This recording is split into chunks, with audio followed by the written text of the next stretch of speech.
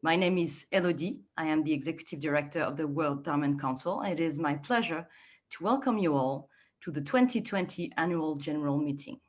Today, we will start our agenda with a panel discussion on how to meet the expectations of the changing consumer, a critical topic for the future of our industry. Our guests will be David Prager, Executive Vice President, Corporate Affairs of the De Beers Group, and WDC President, Edward Asscher. And who best to lead this discussion than the industry analyst, Edahn Golan, founder of the consultancy firm, Edahn Golan Diamond Research and Data. Please, David, you now have the floor for your opening remarks. Thank you. Elodie, thank you very much, and thank you, Edward, and thank you to all of the WDC. I have to say, as we continue this, what is now a long, strange trip, Elodie, this year that we've all been in, somehow you make isolation look a lot more pleasurable in France, in Paris, than the rest of us do here. What a beautiful view. You know, since the beginning of the year, De Beers Group has, as you would expect, undertaken regular research to try to understand consumer trends as we move through the various stages of the pandemic, looking at how it has impacted consumers emotionally, financially, and in their purchasing attitudes and behaviors. And it's clear that some existing trends have been accelerated, like the desire to purchase for social purpose, whilst other trends have emerged, like a real tangible enhanced desire to mark meaning and connection. So some of the key stats we've seen from our reports have included the fact that the awareness of gratitude for one's life and relationships coming through the pandemic are ever more top of mind, with an increased appreciation for the things I take for granted, usually increasing from 20 to 26%. And 2/3 of Americans, or about 65% of Americans, feel more inclined to give a significant gift to someone they love now compared to where they were pre-pandemic. And for those already in a relationship, this increases to about 77%. So we were already seeing a trend toward people caring more about social and environmental issues, with consumers increasingly rewarding those brands, not just in diamonds or luxury, but those brands who share their values and demonstrate positive impact. And this has only been reinforced by current events that we all know, which have brought further attention to the topics of environmental concern and climate change, and the recent large-scale social movements and movements for social justice, such as Black Lives Matter, or looking a little bit further back, the hashtag #MeToo movement, have also reinforced the importance for brands not just to take a stand, but for brands to take action. It's demonstrated that being a brand today is more than just about selling a product that consumers want. It's understanding what matters to those consumers and how your brands align with their values in a meaningful way. Equally, the pandemic and its economic impacts have compelled people to reevaluate what is important for them and what their purchases say about them. And we believe these trends will only accelerate. This has meant that consumers are retreating to brands that they know, not just retreating, actually gravitating to brands that they know can express themselves through their purchases by adopting a fewer, better things mentality, choosing those purchases mindfully and with greater scrutiny. So social purpose is really, we've seen, the new status of luxury goods. Luxury, used to be all about exclusivity and the ability to demonstrate one's status and success and wealth. But now it's really focused on inclusivity and how a brand aligns with the consumer's values, and those values being valued. It's evident that consumers want products they purchase to be part of the solution, not part of the problem. As an industry, that requires us to remember what it is we ask people to do. We ask people to spend a significant amount of money, for many, more money than they'll spend on this purchase than almost any other purchase in their life.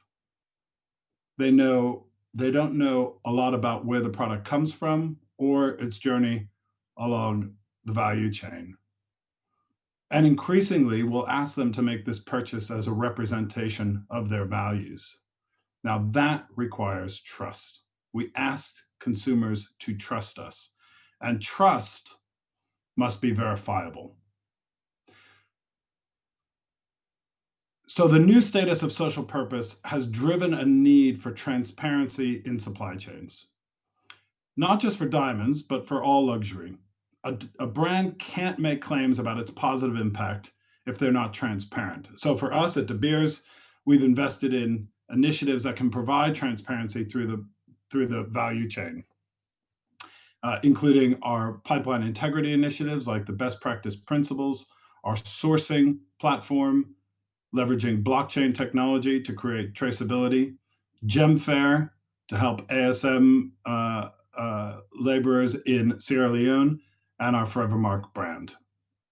The movement towards purpose-driven brands is undeniably positive, but we need to take stock at times like this and make sure that we are also doing no harm. Delivering positive impact should be predicated on the assumption that the core institutions established to protect baseline responsible sourcing and good business practice, like the Kimberley process and the WDC system of warranties, are in place and are robust. But we can only achieve sustainable and ethical products once we can provide assurance that the products are responsibly sourced by meeting baseline standards that are the backbone of the industry. So while the Kimberley process certification scheme is a successful framework, very successful framework, the KP itself, I think we know, requires reform. It's been encouraging to see that some progress has been made. However, there is more to do. And this is particularly true when it comes to the definition of conflict diamonds, which we at De Beers are encouraged remains on the Kimberley process agenda, and we hope that consensus will be achieved. The industry has an indispensable role to play in maintaining the integrity of the legitimate diamond supply chain.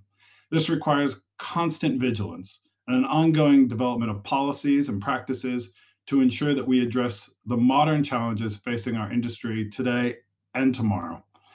While the definition of conflict diamonds as, quote, those used to fund rebel movements has provided the necessary focus to drive important change, it is an indisputable truth that the nature of what constitutes conflict has evolved.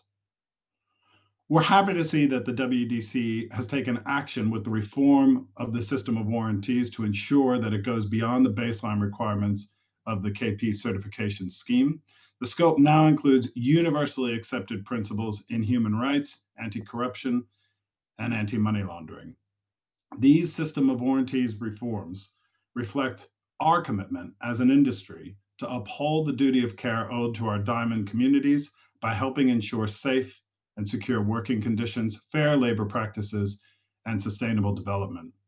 It also serves as our promise to consumers that they can trust the diamonds they purchase to have been sourced responsibly and ethically.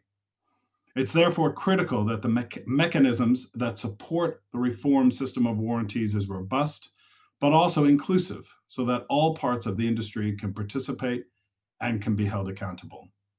It's not an easy task, but we look forward to the WDC delivering it. Thank you very much, and I look forward to the conversation. Edahn, please go ahead. Good afternoon, everybody. Good morning, depending on where you are. David, you were talking about ethics and about ethical sourcing. Could you elaborate a little bit about how De Beers integrates ethics into its operations, into its day-to-day activities? Sure. Hi, Edahn. Nice to see you. I think Good morning. I think we have a recognition that as an industry player, as a leading industry player, that we have a role to play along the value chain. The Kimberley process has a specific role to play, but it can't do everything. And so our belief, our business model understands that the value of diamonds is intrinsically linked to their value. And we must protect that value. And so throughout our value chain, we have different mechanisms to do that. But perhaps the most well-known is our best practice principles program. You know, we've got something like 2,700 entities overseen by the best practice principles program, including our own operations. So we open up our own operations to be third-party audited for social, environmental, and business integrity compliance. And then we contractually oblige our customers, our site holders, to live up to the same principles. And we third-party audit them based on their ability to do so. And that BPP system covers something in the region of 360,000 employees across the industry, only 6% of which are De Beers employees. So its reach as part of our supply chain has been pretty profound. And it's meant that we've been able to not just work with industry to raise social, environmental, and business standards across the industry, but it's meant that the consumer can ultimately have greater trust in the diamond that they purchase. Thank you. Edward, hearing you know, what David has to say and his perspective, is this a model that can be applied to the other mining companies, larger, smaller ones, and manufacturers as well? Is this, you know, is the size of the operation an issue? You know, I'm kind of curious how you see this. Well, I think that's two questions. The first one is about the mining companies. And of course, the large and medium-sized mining companies Yes. are very professional. And they all have their own policies. They are comparable, some of them, to the best practices that others apply. But this is not applicable for everybody, and especially for the artisanal mining sector, because that's a totally different ballgame. And what we need to do is enhance the standards in the ASM for the Kimberley process by cooperation between governments, and the governments have the states have their own duties in this. The business, so the industry, as well as the NGOs. What we can do in the sector of ASM is support members' initiatives. David said already, Gem Fair, there's Ori Gwini, and we are actively looking which private initiative we can support. And the meaning is that we support it with training facilities, that we increase the knowledge of the people on the ground, and that they learn more about the value of their production and diamonds, because the more money they get, the better it is for the societies. The other thing is the manufacturers. The manufacturers have, of course, their own responsibility for the due diligence of the responsible sourcing of diamonds. And there comes, for instance, the 7 principles of responsible diamond sourcing, introduced by the chair of the KP, Russian Federation, and the incoming chair, Botswana. And maybe later we can get into that. And on the other hand, there is the Responsible Jewelry Council, the RJC, which nowadays include also the new OECD framework. And the members, as we all know, of the RJC are certified that they do their due diligence in the right way. And I agree with David that these are the things in which we need to take really action. Edward, there's talk about the need for KP reform.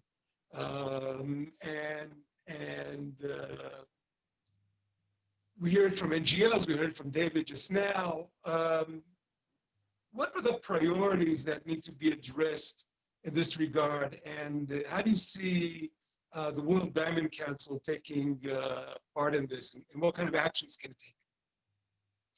Yes, I think there's a lot of work to do to reform the KP, especially since decisions are taken unanimously. But number one, what the WDC is doing is the system of warranties. And the system of warranties actually is an exercise to come to the required due diligence for people who are handling diamonds. I think the system of warranties that has been developed by the WDC is the really very important first step. And in the coming 3 months, we are going to test it and then launch it in the early of next year. The second is that we, as I said, we need to enhance the standards for the artisanal mining sector and support those 7 principles of responsible diamond sourcing that have been introduced and that I think are of really great importance. And that is the labor rights of people according to the ILO standards, human rights according to the UN, environmental rights, also UN, developing communities, differentiation between natural diamonds and synthetics, and anti-corruption and AML.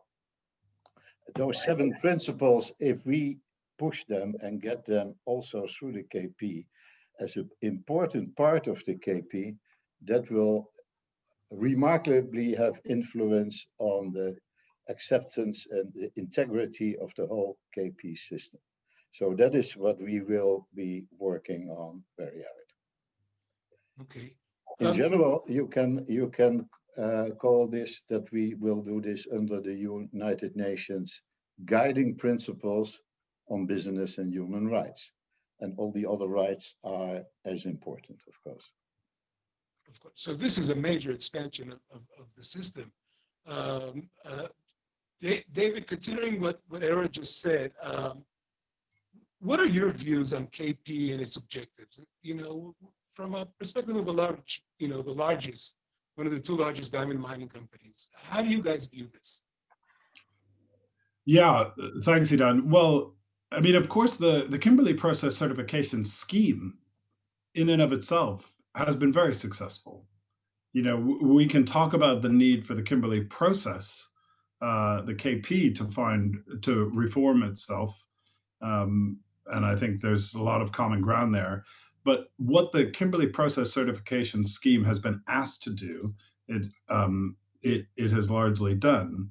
But, you know, I think about it a bit like a traffic light. You know, you would not criticize a traffic light for not being able to stop speeding, because that's not what the traffic light was built to do. If we can reform the traffic light, if we can change the traffic light, if we can innovate in the traffic light, well, then maybe it can do more. But to the extent that we're unable to do, well, then further layers of protection need to be put in place in order, to belabor the metaphor, Edahn, in order to stop speeding, right? So you put in speed traps, you put in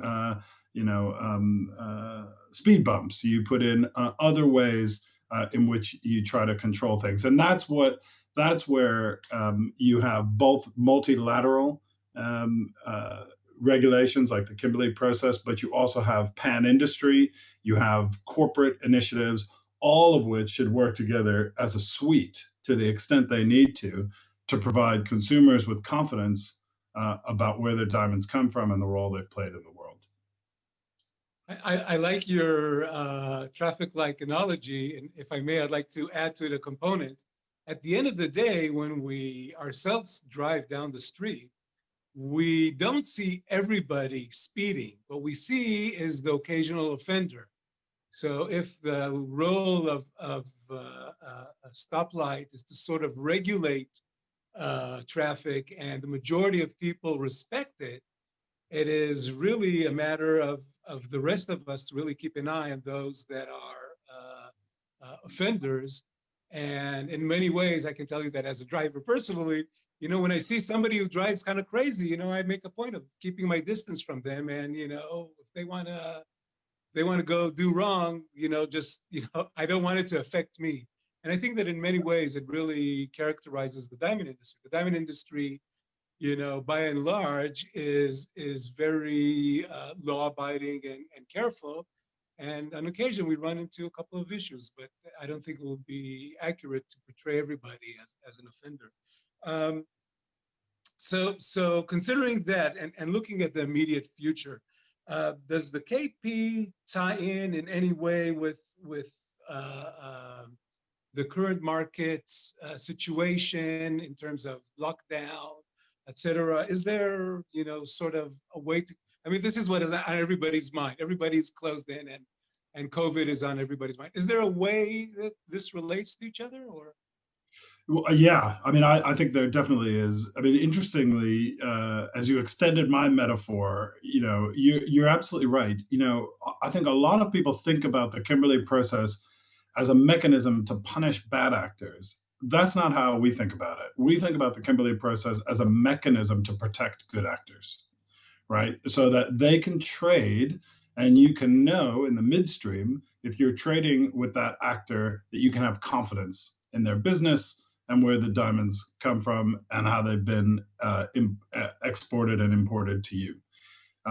So it is becoming, I mean, it is not future tense, it is business critical now that this industry has a framework that is robust and that people can have confidence in, that does the minimum of ensuring that a luxury purchase that, as I said in the beginning, people want to use to express their values more so than ever coming out of COVID, because of the ways in which COVID has accelerated change in society.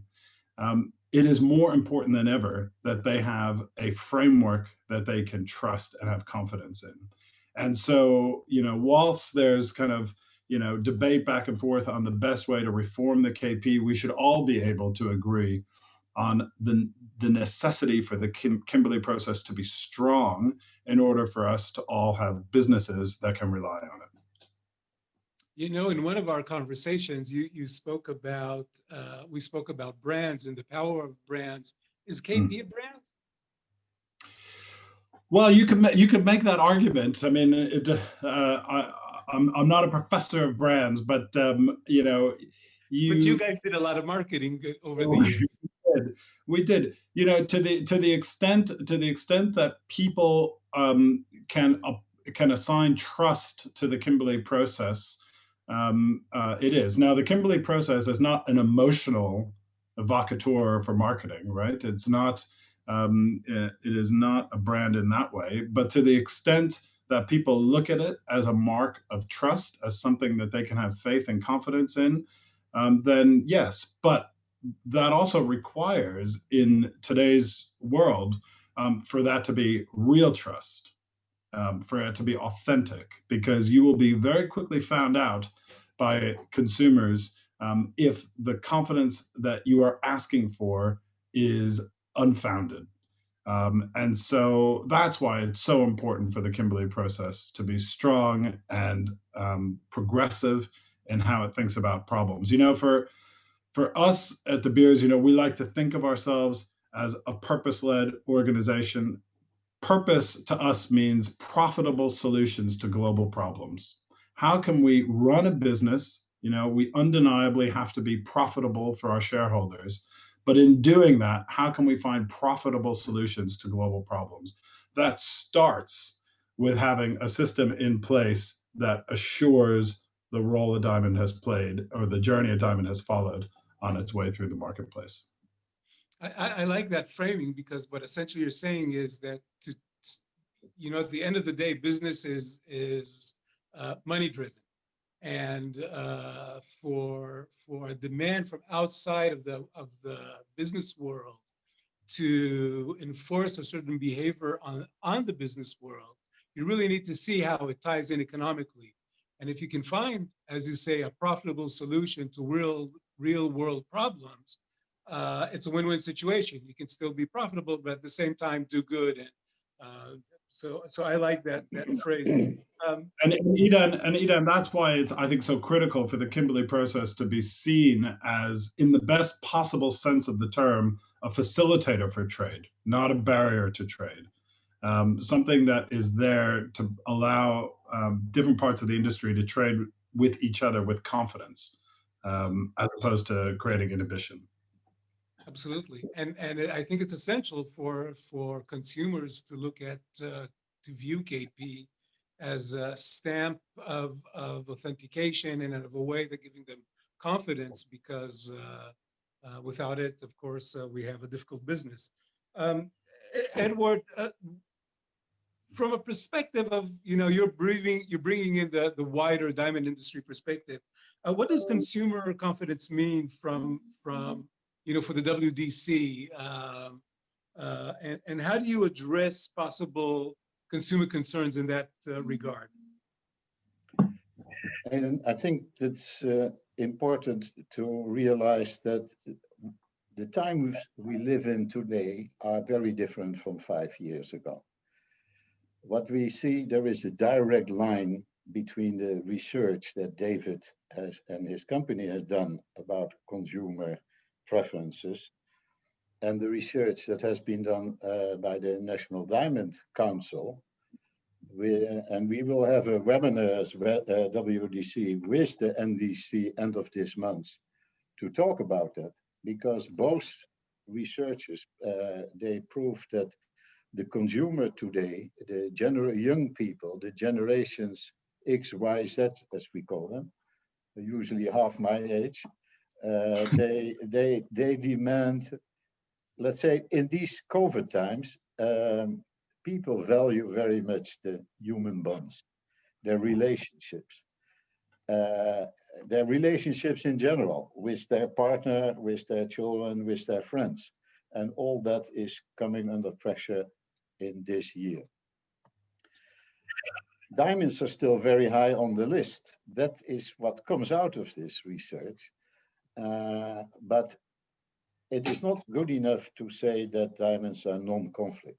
That means that they follow the definition of the KP as it is today.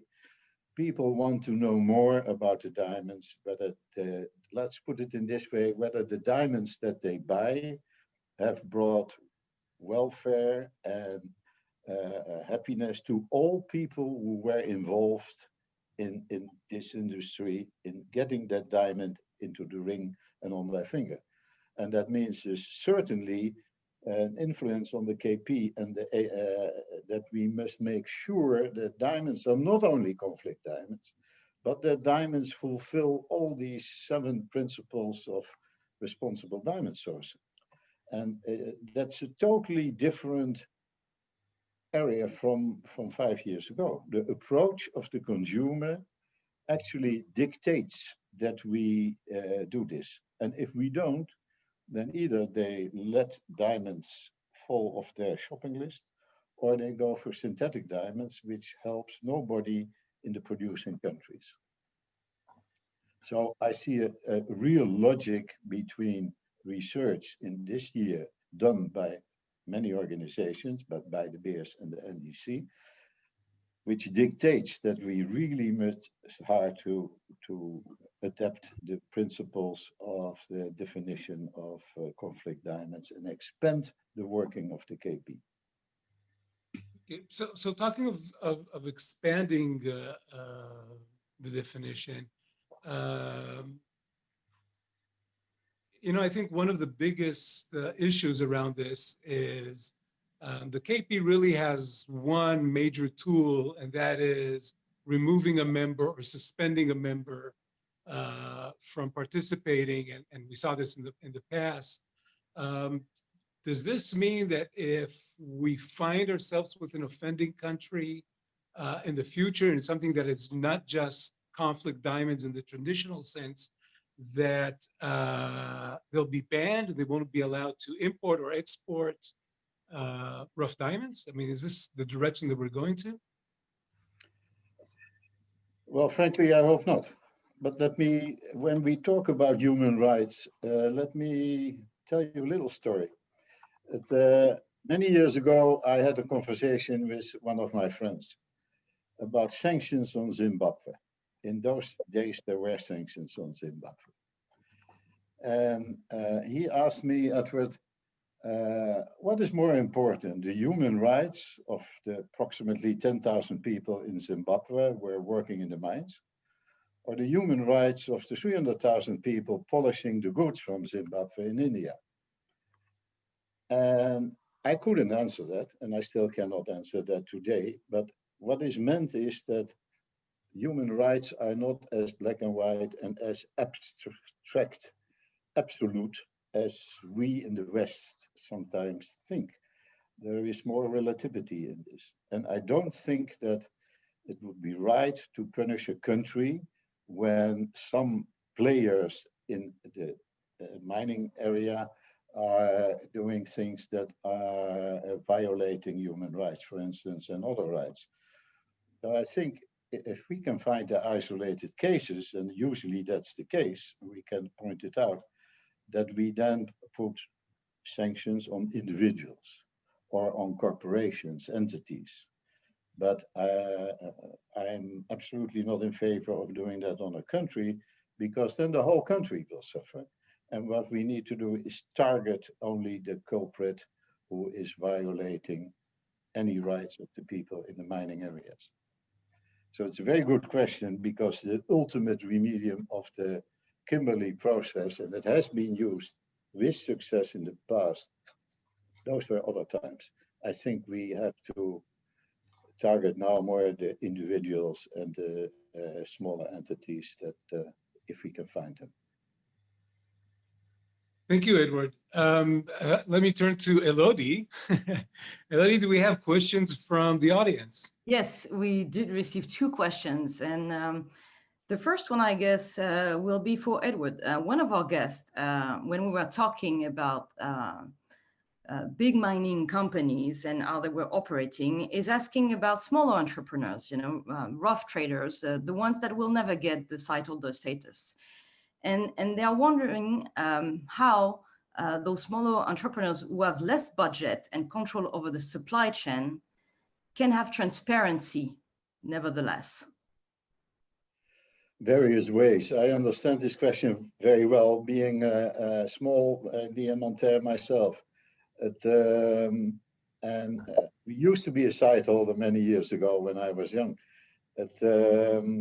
I think number one is this is exactly what the World Diamond Council is about. We represent the whole diamond industry. And not only the big mining companies and the smaller mining companies, but also the wholesale industry, the retail industry, the independents. And we are fighting for, what we are fighting for is exactly to keep the diamond industry alive for everybody, and not only for big companies. And that's number one. Number two is, also smaller companies can do their due diligence. They can do it, for instance, by becoming a member of the RJC. And that is a lot of work, but not very expensive. And it is something that I really recommend. And on the commercial side, I can say more and more big companies and smaller companies are demanding, are you member of the RJC? Thirdly, they have to do their own due diligence with their suppliers. So if it is a rough dealer and he's buying from independents, he really needs to ask the questions. Know your customer, KYC. Can you prove it? Are these diamonds coming from legitimate sources?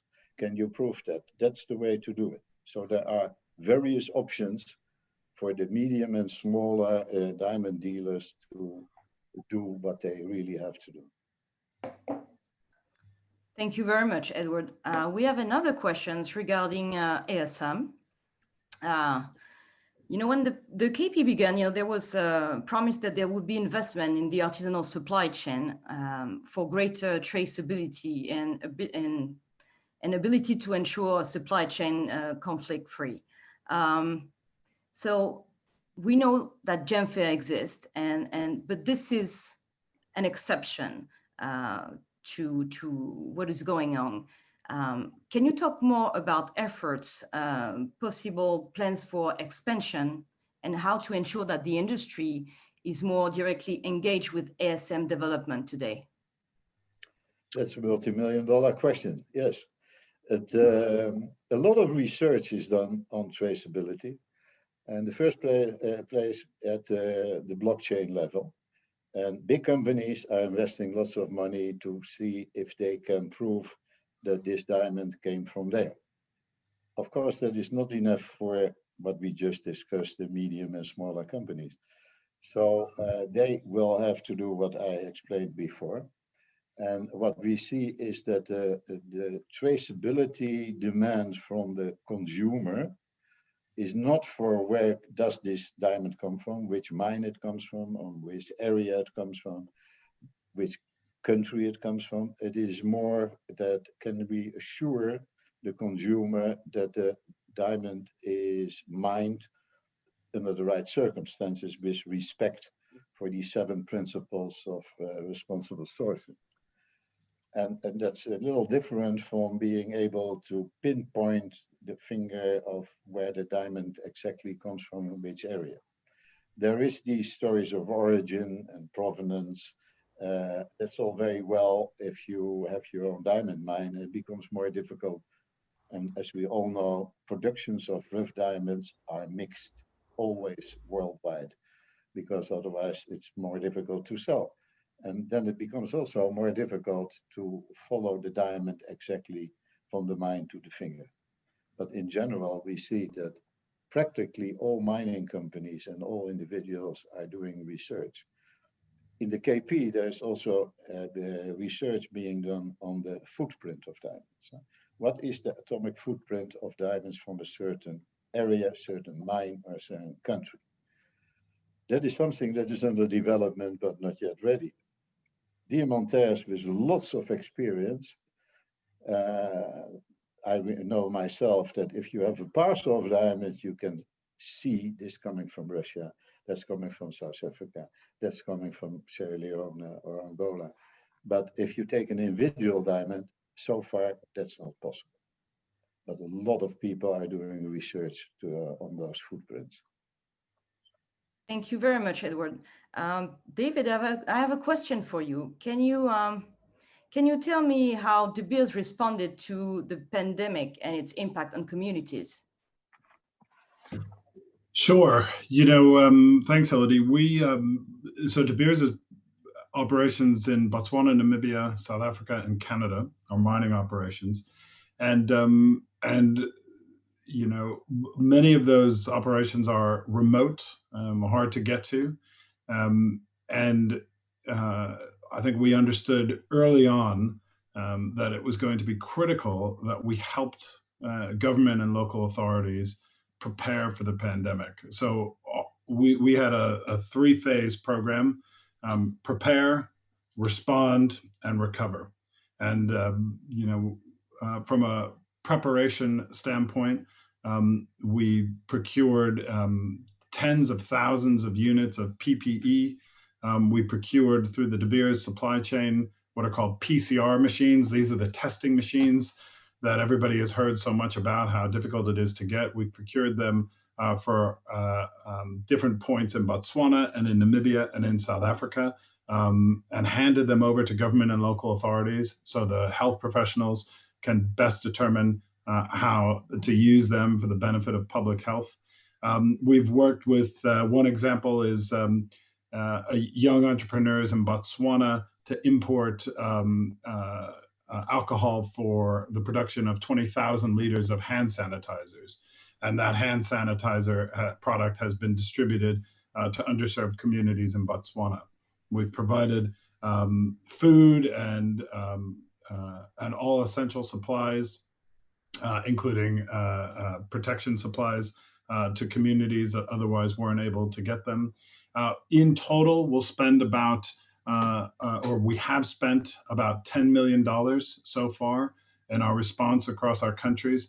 And no doubt that that will continue to go as we move from now in the respond phase to now look at the recovery phase. And in the recovery phase, our goal is to focus on how do we engage local domestic run and domestic owned companies and entrepreneurs to create economic stimulus through small and medium-sized enterprises to get the economies back on their feet.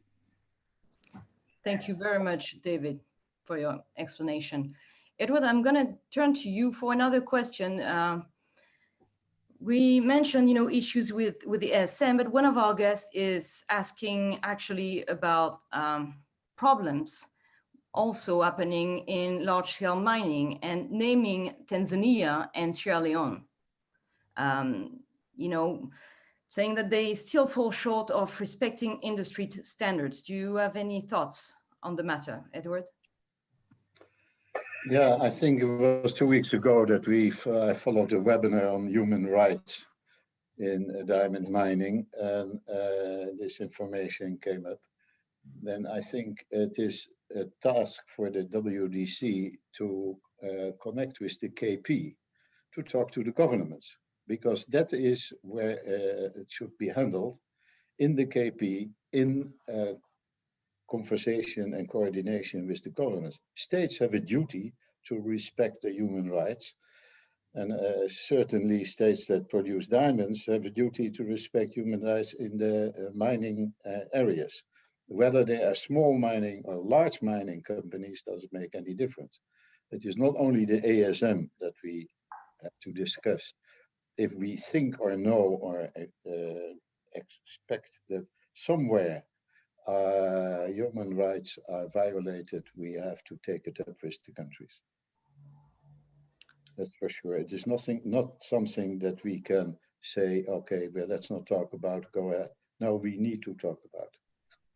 The NGOs play a really important role to keep us informed, but also to show the responsibility of the governments involved.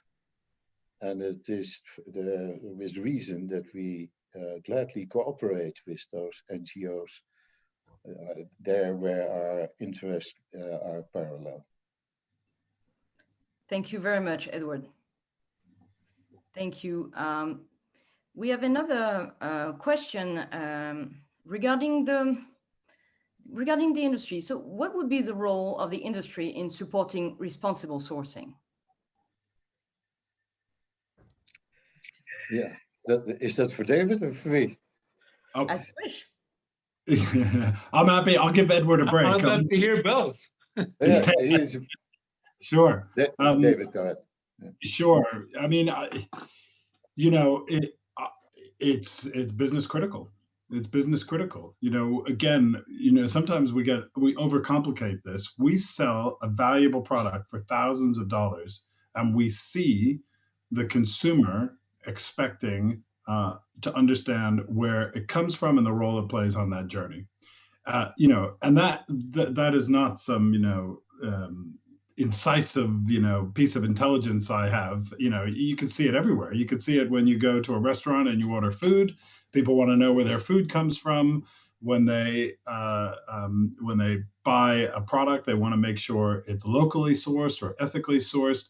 Well, we sell a product that in and of itself is bought and given to imbue meaning, whether it's for an engagement or for a momentous life event. And we think increasingly people are going to want to ensure that the values for which they give it are reflected by the values that have brought it to them in the market.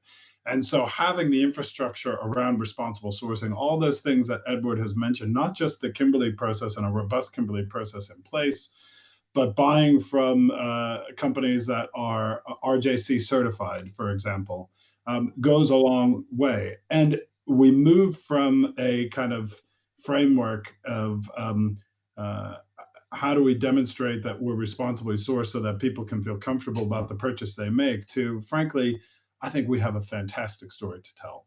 I know personally about the role our product plays in its journey from the mine where it was recovered through the value chain. And the more we can tell that story and the more we can give people confidence in it, frankly, the better we'll do as an industry and as business. There was a question before about other, in this case, large-scale miners that are potentially accused of unethical sourcing and unethical practices. Well, if that's the case, then anybody like that should be prosecuted, and it's bad for the rest of the industry that has committed itself to behaving responsibly. But like any industry, there will be bad actors, and those bad actors should be attended to by the law. Thank you very much, David. Edward, do you want to add on anything? No, I think it's very well said. We have to go after the actors. Whether they are small or large doesn't make a difference, because in the end, the only thing that counts is that our supply chain of diamonds, polished, rough and polished, is clean and respected, and that the consumer can have confidence in that. But the old way of doing, saying this is, let's say, a blue-white perfect diamond, that's 40, 50 years ago. Take my word for it. And now we certify every diamond. It's the same with a diamond in a retail store today. If the retailer says this is, or the wholesaler to the retailer, that this is a clean diamond that has fulfilled all the conditions that the modern consumer wants, then you must be able, not individually, but collectively, to prove that what we do, that we stand for what we say, and that it is true. It's not only that we say it, we have to really prove what we do. Thank you very much, Edward. Edahn, would you like to answer this one also? Yes, if possible. I'm sure you have an opinion.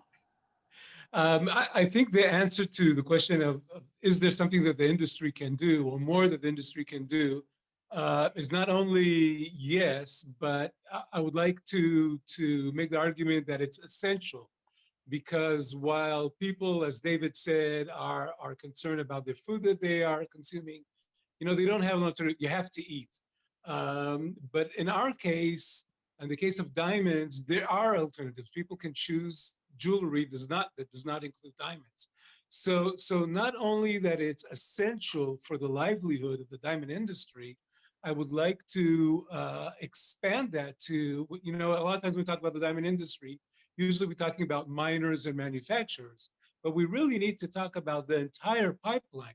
This is true for producing countries, and this is true for retailers on both ends as well, because they are part of the diamond industry. And if we're seeing transgressions, either on retail or on the state level, everybody's going to pay the price. And we've seen situations where governments acted in a non-ethical way, and all of a sudden there's talk about the diamond industry being unethical.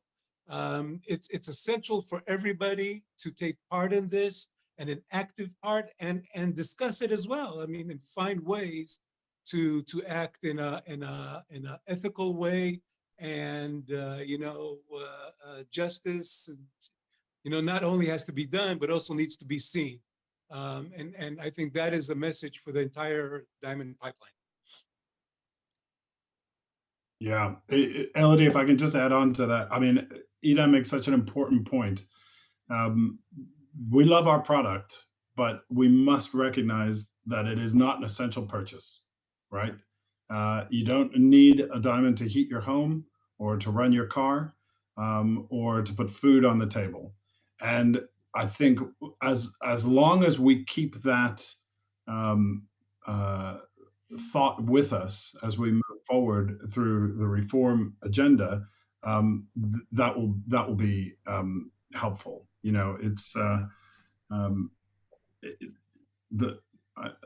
People should be very proud of the role diamonds play on their route to market, but we should also understand that it's non-negotiable that we have to give consumers a base level of confidence And that base level of confidence and trust, as I said in my remarks, comes from the ability to verify trust through institutions that they can have confidence in. Thank you very much, David. Well, I guess it is time now to go on to our AGM program. So I would like to thank you both, David and Edahn, for spending time with us today and sharing this conversation with our president. Thank you very much. It's my pleasure. Thank you, Thank you. David. Thank you, Edahn. Thank you, Edward. Best of luck. Thanks, Thank you. everyone.